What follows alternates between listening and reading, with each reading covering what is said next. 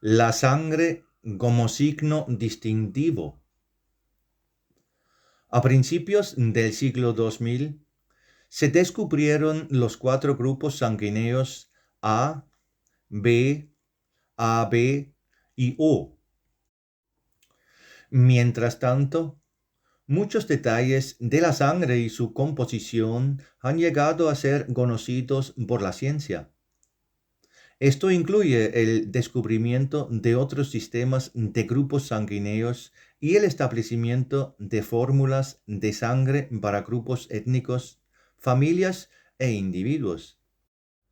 Según las últimas investigaciones, también se muestran conexiones entre grupos sanguíneos y enfermedades.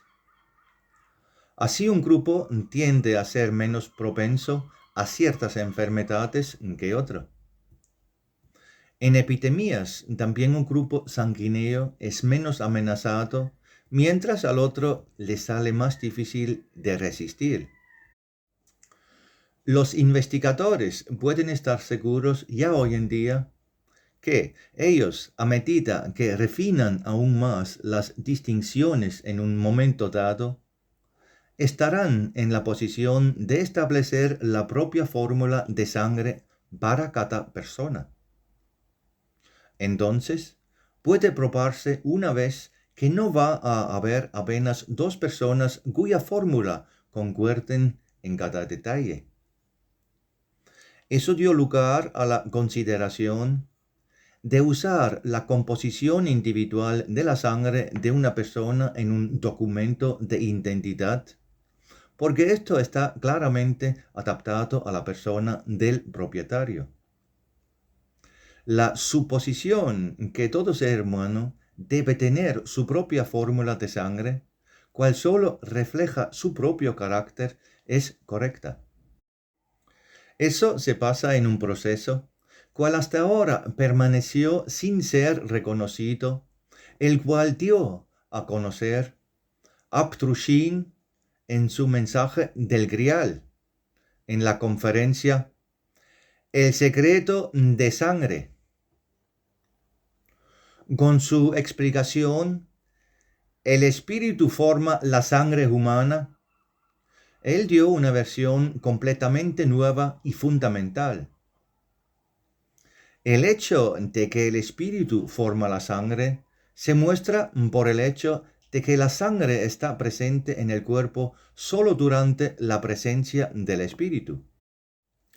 Solo cuando el espíritu entra en el cuerpo del niño expectante a la mitad del embarazo, la sangre ya presente en el cuerpo del niño adquiere su propio carácter, modelado por el espíritu.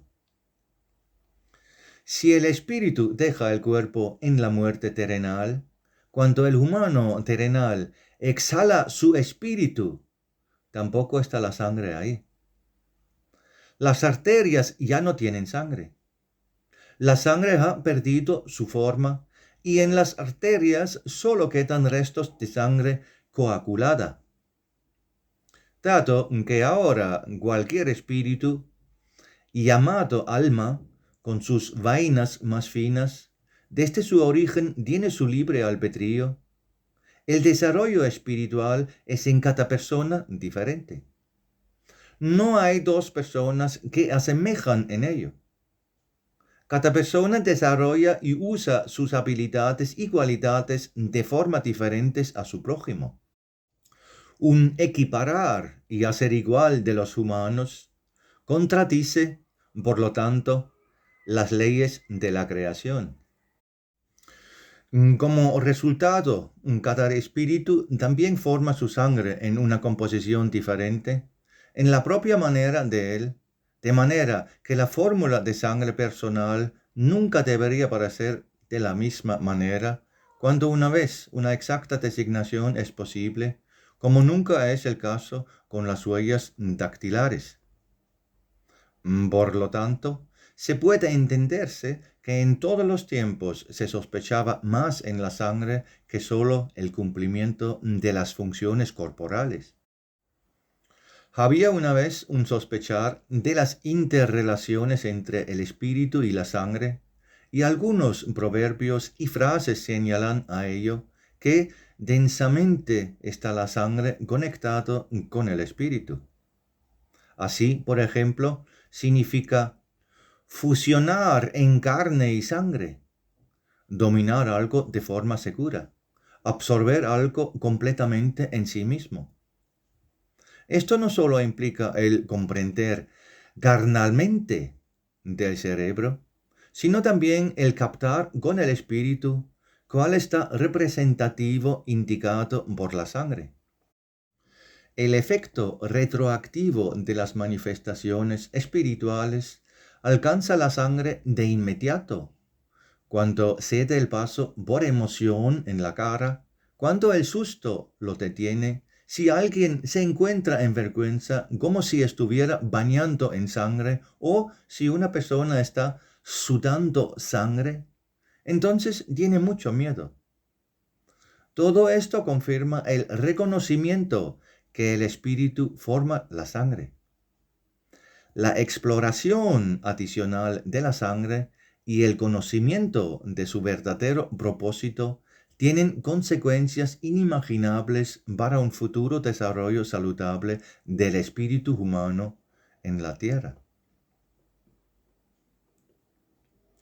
La fuerza sexual. La fuerza sexual surge en una cierta madurez del cuerpo. Ella aún todavía es de una materialidad gruesa, pero de su más fina textura. Con el inicio de la fuerza sexual, el humano se deshace de su infancia, deja atrás sus zapatos infantes y madura.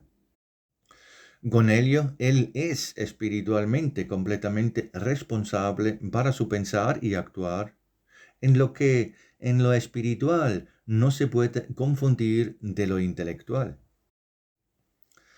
Las leyes terrenales se ajustan a este desarrollo y declaran a esta persona mayor de edad, lo cual en los países occidentales mayormente es en el caso entre 18 y 21 años de la vida.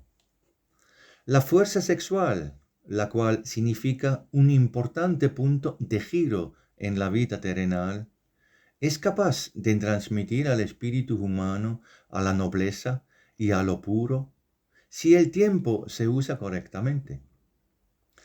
Porque la deliciosa llanta en este poder quiere ser ganada paso a paso, es capaz hasta el espíritu en su plena fuerza puede crear su plena validez completa en la materialidad. Con ello, él también es capaz de dominar sus instintos y de mantenerse en sus límites naturales. Esto incluye el dominio del deseo y el disfrute terrenal que tienen que comenzar en el primer pensamiento cuando empujan a acciones equivocadas en detrimento de otros. Aquí, al espíritu viene en su ayuda la sensación de vergüenza física que despierta simultáneamente con la fuerza sexual. A pesar de que hoy día se la considera obsoleta y atrasada, como resultado de la gran decadencia espiritual de la humanidad, pero ya pronto ella puede tomar su lugar de nuevo en amargo reconocimiento de pensar y actuar. En realidad, ella es una gracia de Dios, la cual vibra en la pureza.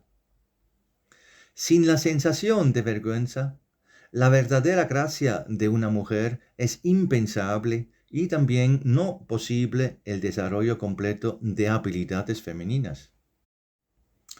El origen más profundo de la fuerza sexual se encuentra en la transformación de la sangre, la cual esté causado por el impulso del alma, con el espíritu como núcleo y por la maturación del cuerpo. Esa transformación condiciona un cambio en el carisma de la sangre y es esto mismo lo que ayuda al espíritu, como el último puente en lo terrenal, a trabajar de manera totalmente consciente en la materialidad. Presumiblemente, La radiación de la sangre de ese sistema glandular está particularmente involucrado con sus glándulas cual aportan directamente los más finos ingredientes activos, las hormonas, a la sangre.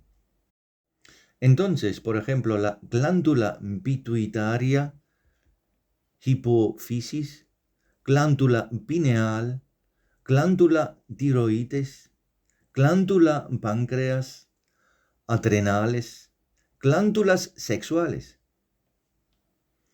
Con la fuerza sexual también comienza el instinto sexual como consecuencia de esa fuerza. Pero la fuerza sexual se queda independiente de ella. Ella no conoce el límite de edad y todavía está presente cuando el instinto sexual está extinto. Entonces tenemos que diferenciar exactamente entre la fuerza sexual y el instinto sexual, que tiene que ver con la procreación, reproducción, y la cual está subordinada a esa fuerza y debe ser gobernada por ella. El sistema endocrino es vital para el desarrollo físico y espiritual. Es responsable del curso armonioso de las funciones internas del organismo e incluso las más mínimas alteraciones y cambios en él pueden crear serias confusiones en los niveles hormonales, de lo cual también puede ser afectado la sangre y el espíritu. Esta sensibilidad de glándulas también puede hacerse notar en muchos retardos kármicos maliciosos. Ahora podemos ser capaces de medir cuán importante es mantener nuestro cuerpo sano como un bien de Dios confiado a nosotros para darle la posibilidad en todas las edades la composición correcta de la sangre. Aquí es sobre todo a señalar una dieta natural y moderada, porque solo el conocimiento sobre la elección correcta de alimentos y bebidas se convertirá en una de las ayudas más fuertes para el cuerpo humano.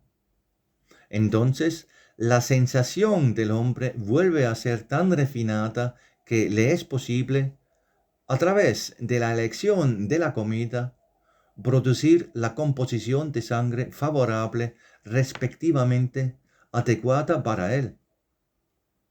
El rechazo temporal de alimentos previamente familiares y el anhelo de otros alimentos forma parte. Pero aparte de los alimentos sólidos y líquidos, no debe olvidarse el tercer tipo de ingesta de alimentos. El arte de respirar.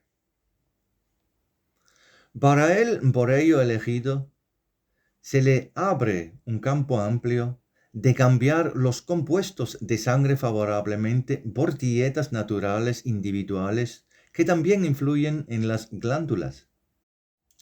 Estos absorben los nutrientes que se les ofrecen y las usan para la construcción de las misteriosamente operantes hormonas, las cuales a su vez conducen a una salud radiante, de modo que contribuyen a una emisión de sangre saludable. La voz del pueblo ha expresado simplemente toda esta interacción maravillosa. Comer y beber mantienen cuerpo y alma juntos. Será un tiempo bendito cuando, en un futuro no muy lejano, el derramamiento de sangre sin sentido causado por el mal durante milenios terminará y en cambio una renovación sin sangre de la raza humana comienza mediante el gran saber del verdadero significado de la sangre, sin cuyo carisma propio el espíritu humano no es capaz para lograr una actuación terrenal plenamente consciente y el asociado ascenso espiritual. Mecanismo de accionamiento del mal. En todo momento ha habido personas que han podido ver y leer pensamientos.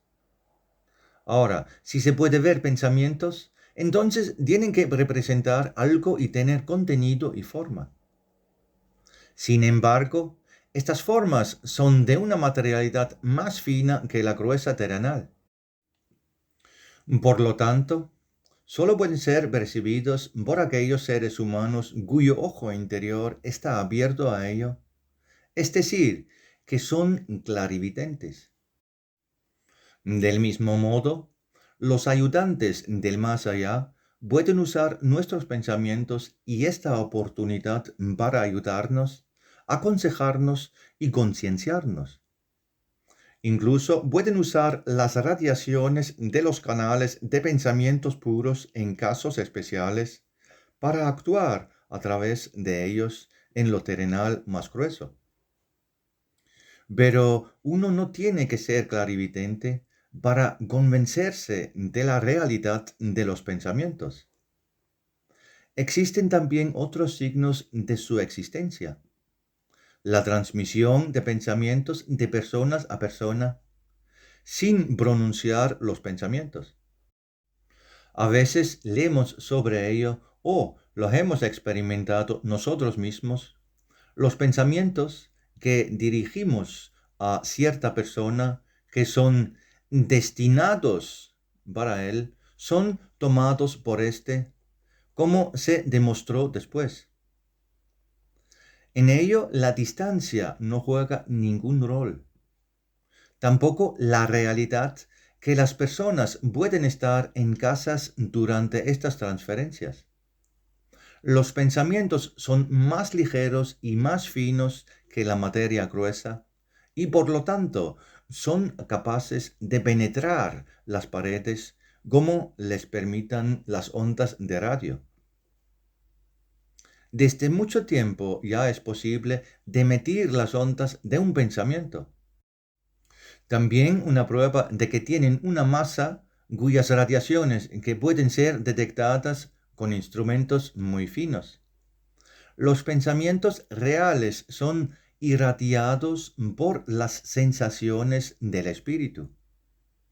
De lo contrario, son fríos e impotentes.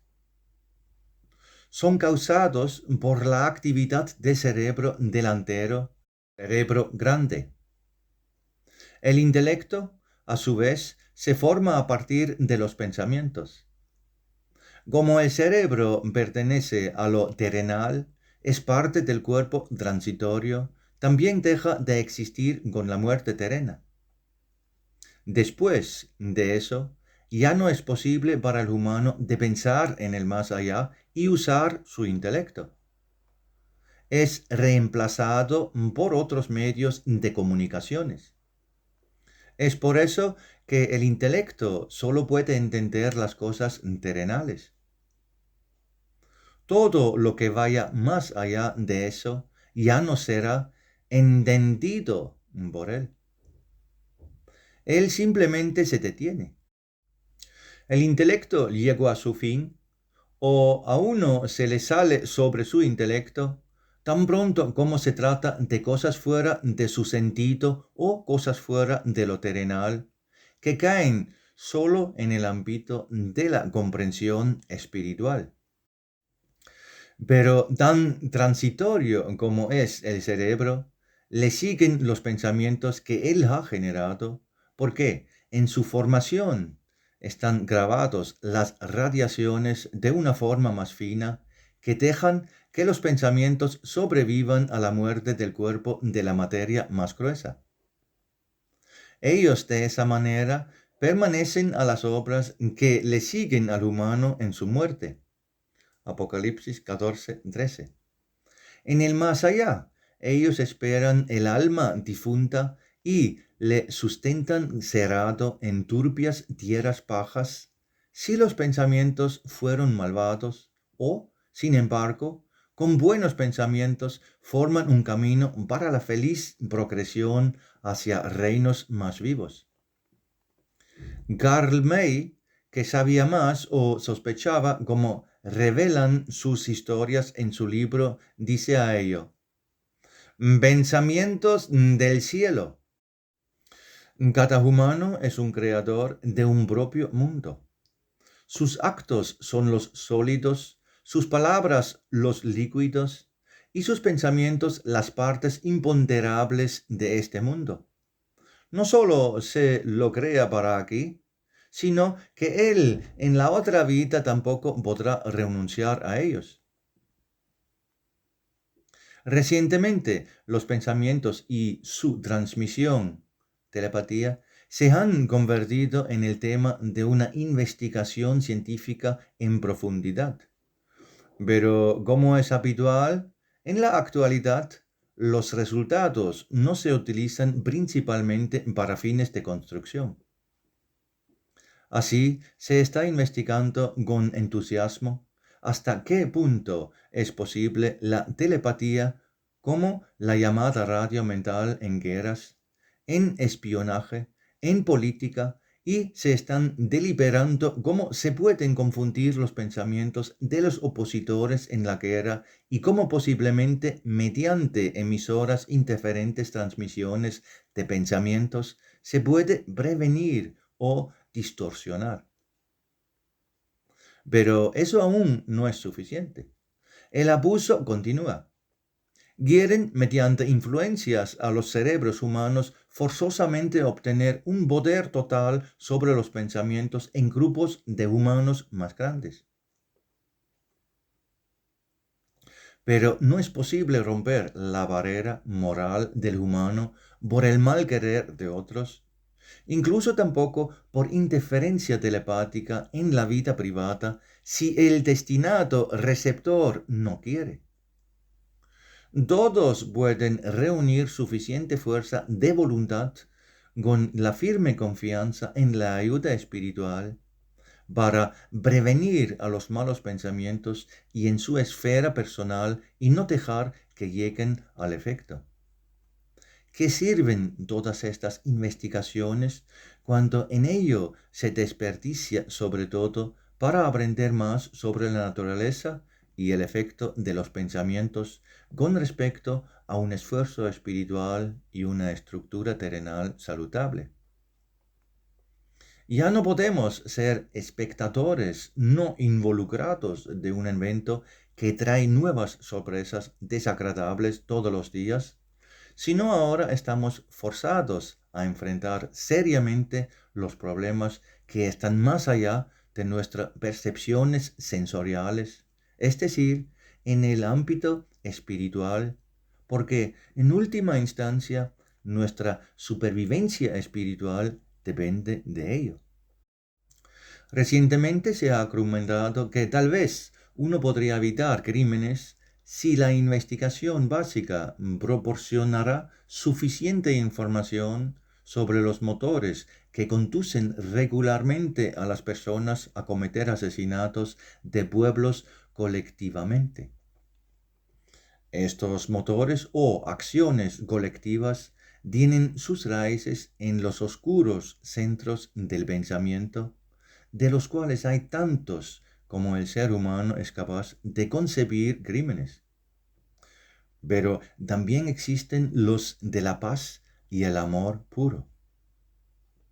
Pensamientos similares se unen según la ley de la atracción juntos a centrales de la similitud.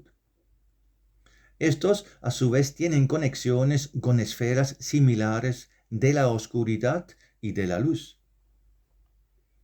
Todos los involucrados están conectados con estas conexiones del mal o el bien a través de los hilos y en este camino de comunicación reciben siempre un nuevo suministro, lo cual en ellos deja crecer el mal o el bien. Y un día ha llegado el momento de que uno o varios o masas enteras, por ejemplo, un mal que inicialmente fue incorporado solo en formas de pensamiento, en algún lugar del mundo fueron transformados en hechos y de esa manera así cometieron un crimen colectivo. Aquí no hay fronteras terrenas. Todos ellos, sin importar en qué país se encuentren, están involucrados por una verdadera culpa colectiva. De esa manera sucede que escuchamos de las más diversas partes de la tierra de crímenes similares. Está en el aire, dice el lenguaje del pueblo. Amenaza algo desagradable o malvado. A este aire también pertenecen las formas de pensamiento con sus radiaciones que impulsan la relación y donde hay lugares débiles u oscuros, los frutos del mal querer se demuestran terrenalmente. Hoy estamos familiarizados con estos casos casi a diario. Por ejemplo, pensemos en crímenes de nuevos tipos. Primero, hay un caso Motelo que luego se convierte a la escuela en una reacción en cadena. De los pecadores mentales, solo los infractores terrenales pueden ser capturados y condenados. Los cómplices restantes permanecen ilesos porque su complicidad es invisible. Pero todos están, sin excepción, sujetos a las leyes de la creación que, en su incorruptibilidad, aseguran un efecto retroactivo justo. Pero también para una solución de los hilos oscuros del destino, sí está presente la disposición para el productor mediante la continuación de la buena voluntad y el hacer. Al contrario de lo que se ha dicho anteriormente, una culpa colectiva concebida sobre una base terrenal y atribuida a una comunidad, como pueblo, familia, por los actos criminales de miembros individuales, no puede justificarse ni legal ni moralmente. Porque en la tierra, donde no están separados las similaridades, se encuentran en una comunidad de participantes y no participantes, culpables e inocentes mezclados entre sí. Por lo tanto, si una culpa colectiva se transmite a una comunidad, los transuentes son incluidos y moralmente degradados, discriminados. De todas las explicaciones ya está claro que los pensamientos no pueden ser libres de impuestos. Por el contrario, a menudo tenemos que pagar un alto cargo por ello. Esto luego se convirtió al dicho, en la pesadilla había una frase, para sus pensamientos nadie está castigado. Esto luego se convirtió al dicho, pensamientos están libres de cargo. Si una persona deja que surjan malos pensamientos en él, entonces estos no están libres de impuestos, por lo tanto, no libre de castigo. Según la simple ley, lo que el humano siembra lo tiene él que cosechar. Vuelven los pensamientos multiplicados al autor como un mal destino, lo cual fue puesto al mundo por él mismo. El humano en todo momento tiene la plena responsabilidad de lo que piensa y lo que hace. Qué importante es, por lo tanto, de estar despierto en sus pensamientos y comprobar lo que pasa por nuestras cabezas. Sobre todo, debemos pensar, reflexionar sobre el mundo de los pensamientos y cada vez más inducir y alimentar el concepto de lo puro y lo noble, de modo que no debemos reprocharnos un día que nos hayamos involucrado irreflexivamente en las malas acciones de otros a los cuales aborrecemos y condenamos en nuestros corazones. Si prestamos a nuestros pensamientos tanta pureza como sea posible, promovemos a los centros del buen pensamiento y ayudamos a eliminar la basura del pensamiento que contribuye desastrosamente a la contaminación mundana y del más allá, y por lo tanto, los motores del mal, los cuales también incluyen los centros oscuros de pensamiento, inmovilizándolos poco a poco. Ellos entonces tienen que dejar de existir, secarse, porque ya no reciben alimento. En última instancia, esta es la posibilidad de prevenir todo crimen.